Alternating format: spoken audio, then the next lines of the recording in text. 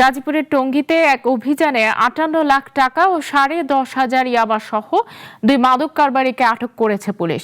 Police জানায়, গোপন সংবাদের ভিত্তিতে আউচপাড়া মুক্তারবাড়ি রোডের বাবর গাজীর বাড়িতে অভিযান চালায় পশ্চিম থানার পুলিশ। এ সময় এখানে নগদ ৫৮ লাখ টাকা, বিপুল পরিমাণ ইয়াবা উদ্ধার করা হয়। পুলিশের উপস্থিতিতে উদ্ধারকৃত আলামত জব্দ করা হয় এবং গ্রেপ্তারকৃতদের বিরুদ্ধে আইনানুগ ব্যবস্থা গ্রহণ করা হয়েছে। এইটা 500 না স্যার, তিনটা 500 স্যার। একটা ভিতরে 500 আচ্ছা স্যার, এই যে এই কথাগুলো অফিসার ইনচার্জ নিজে এসে দেখতে পান যে এখানে বিপুল পরিমাণ মাদক আছে। গণনা করে দেখা যায় ১০,৫০০ পিস ইয়াবা এবং ৫৮ লক্ষ মাদক ব্যক্তির টাকা আছে। আমরা কাউকে ছাড় দিতে রাজি নই।